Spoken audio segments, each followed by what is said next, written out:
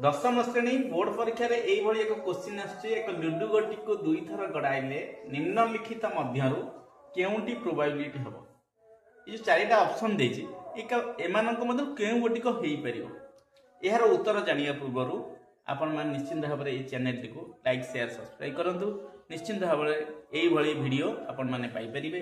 देखिबा कोन देछि ना गोटे लुडु गोटी को दुई थर गड़ाइले ताले दुई थर गड़ाइले सैंपल स्पेस हे जिवो 36 ताले एस रो मोड हे जिवो केते 36 ताले एस रो मोड 36 अर्थ हमर हर रे सब बेले 36 रहइबो।